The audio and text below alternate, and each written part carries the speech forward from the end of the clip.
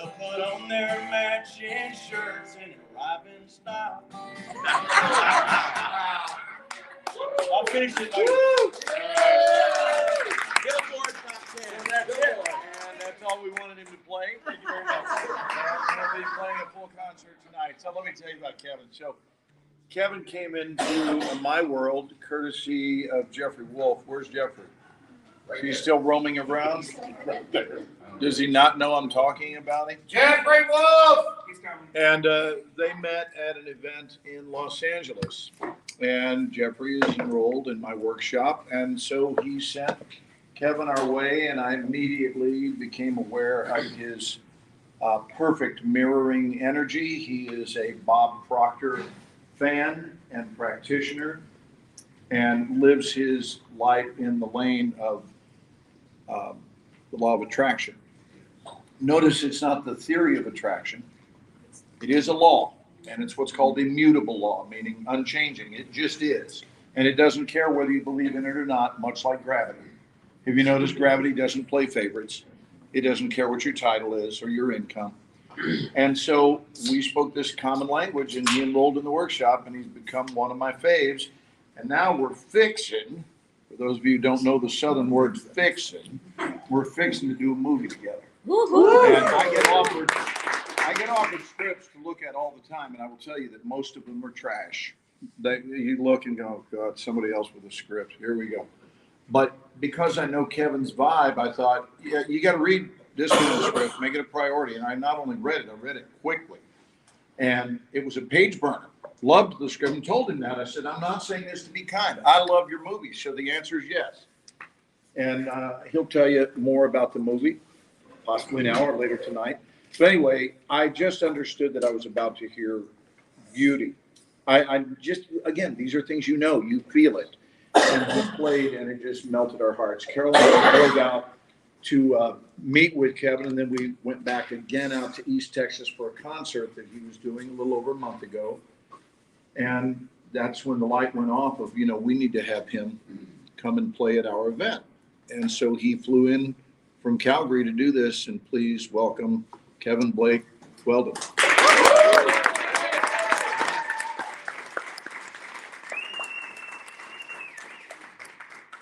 Very, very excited to be here. I'm really bad about talking. People used to tell me, "Can you just play?" This is back when I was on a different frequency. But now that I'm on the frequency that I'm on, it's really hard not to share my heart. I'm just going to a brief little intro. So I went to see Bob Proctor in 2019, and it changed my life. I was searching. I was curious. I was hungry. I wanted to know what it was that I was missing. Does anybody else have that? You know there's something that's calling you to more, to understand more, to grow, and you're hungry for it and you can't stop. So I got to that, and there have been some just incredible things that have happened. Just for a while, I'm just going to touch you on your shoulder, just while you're talking, and it'll make it better to hear. So I went to an event in LA in September, and I met Wolfie, and Wolfie heard me talk about the movie and my music, and he got me connected to Carolyn and Glenn, and I was able to audit a class. I had no idea what I was getting into with Glenn. and I mean that back in one of Bob Proctor's inner circle meetings. And I'm like, this is way more, I hadn't even got to the acting part yet. That was like, I found my home, because Bob passed away almost 2 years ago. And there's been a void. And then Glenn, I'm like, I feel like I'm sitting in another one of those inner circles. So I've just absolutely fallen in love with Glenn and Carolyn in the class, and just what the doors that have opened since then. So I know I'm here to sing a few songs. We're only going to do about 15 minutes tonight. I'll do more songs for you. But it's very important. Literally, See, it does make a difference. It does. It's better to hear you, at least when you're telling stories. Okay. It's helpful. I get really loud, and I don't want to pop and crack when I sing. know when you're singing. Okay. I turned it down. Okay. So But it's very important that I start this. Don't do that. Don't touch his ass. I was hoping he'd just stand there, because I'm only going to talk for about 15 more seconds. And then Okay, good. And then I'll stand here and hold her while you sing. I'm sorry, your 15 minutes are up. It's very important that I acknowledge Sandra, because Sandra shared something with me that made this even that more special. So I'm gonna do a song that my daughter requested to hear from me a few years ago. She kept messaged me, Dad, have you learned that new Tim McGraw song? And I said, I love that song. She goes, Dad, you need to learn it and sing it and do it, go live. And I wouldn't, because it was very personal to me. And I didn't want people to think I'm singing the song to tout myself, but I really resonated with that song. And she kept on, actually kept on. She goes, Dad, you need to learn that song. And finally, she sent me a message. She said, Dad, you need to learn that song because that song is you. And I literally bawled for 30 minutes because your kids, you know, they don't listen to you. They listen to everybody but you. But when she said that, it just, I will never forget that moment for the rest of my life. And I learned the song for Ashley, and now I'm going to dedicate this song to Sandra.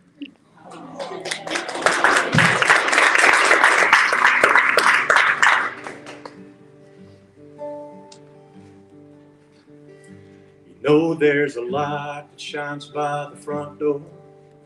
Don't forget the keys under the mat. Those childhood stars shine. Always stay humble and kind. Go to church 'cause your mama said to. Visit granddad every chance that you can. Won't be wasted time. Always stay humble and kind. Hold the door, say please and say thank you. Don't steal and don't cheat and don't lie. I know you got mountains to climb, but always stay humble and kind. Those dreams you're dreaming come to you when the work you put in is realized. Let yourself feel the pride, but always stay humble and kind. And don't expect a free ride from no one. Don't hold a grudge or a chip, and here's why. Bitterness keeps you from flying. Always stay humble and kind. Know the difference in sleeping with someone and sleeping with someone you love. I love you ain't no good of mine. Always stay humble and kind. And hold the door, say please and say thank you. And don't steal and don't cheat and don't lie. I know you got mountains to climb, but always stay humble and kind. Those dreams you're dreaming come to you when the work you put in is realized. Let yourself feel the pride, but always stay humble and kind. This doesn't happen in Calgary, but when it's hot, eat a root beer popsicle. Shut off the AC and roll those windows down. Let that summer sun shine. Always stay humble and kind. Don't take for granted the love this life gives you. When you get where you're going, don't forget, turn back around and help the next one in line. Always stay humble and kind. And hold the door, say please and say thank you. And don't steal and don't cheat and don't lie. I know you got mountains to climb, but always stay humble and kind. Those dreams you're dreaming come to you when the work you put in is realized. Let yourself feel the pride, but always stay humble and kind. Always stay humble and kind. Always stay humble and kind.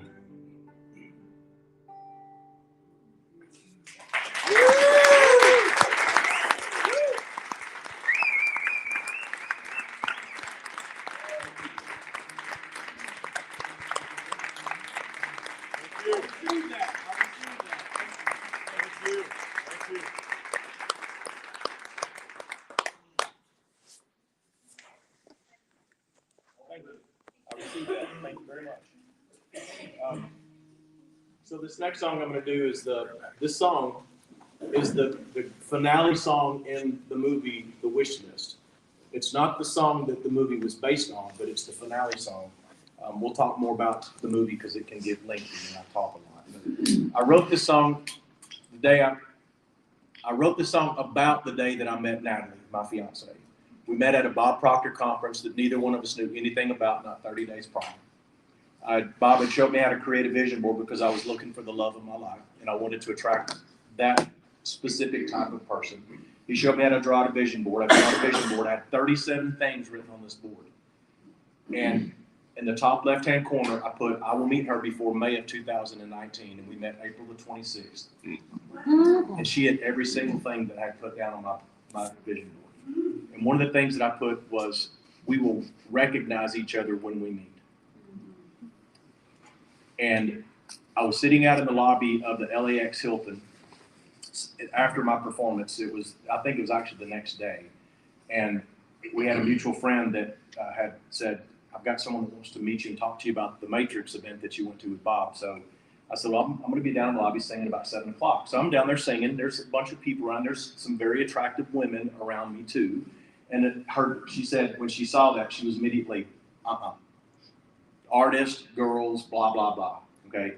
So I'm singing, and I love to look at people, okay, because I love people, and I want to feel the energy. I want to feel the love, and I want to y'all feel me too. And so I would look, and I'd get to Natalie. I didn't know her. I hadn't met her yet. But I get to this girl, and she turns away. She won't look at me. Everybody else that's listening to the music makes eye contact. She doesn't make eye contact. And almost instantly, I felt this shock. I knew it. I could feel this energy. I knew it.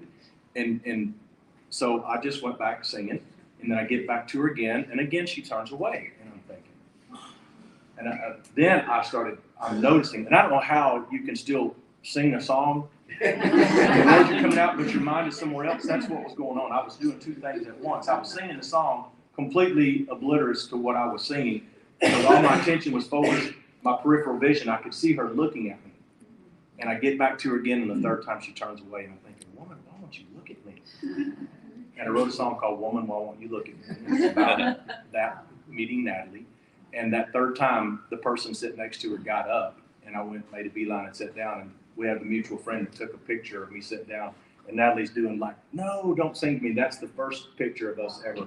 We had that So I wrote the song about that. And it's like I said, it's the finale song in the movie The Wish List. It's called Woman, Why Won't You Look at Me? And I'm going to sing it like Glenn wants me to sing it. There's so much more going on here than meets the eye. Look around this room, it's plain to see. Everyone here is seeing something magical. All eyes are on you and me. So woman, why won't you look at me? Woman, why won't you look at me? Woman, why won't you look at me? So what are you afraid of? Are you afraid to love again? So what are you afraid of? Are you afraid to love again? Afraid of what you're gonna see? Are you afraid you won't see what you wanna see? Woman, why won't you look at me? I know what's running through your mind. There's a million reasons why this won't work, so why even try?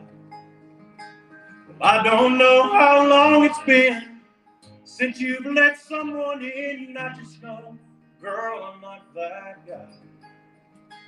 So woman, why won't you look at me? Woman, why won't you look at me? Woman, why won't you look at me? 'Cause I know what's running through your mind. There's a million reasons why this won't work, so why even try? I don't know how long it's been since you've let someone in, I just know, girl, I'm not that guy. So woman, why won't you look at me? Woman, why won't you look at me?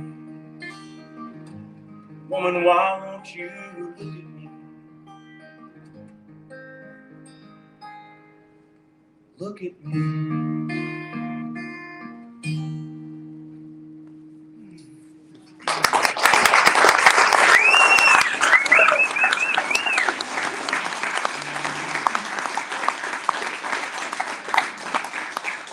You can turn your phones off for just a second. Yes, I got lucky. Actually, I got lucky the next night. But we've been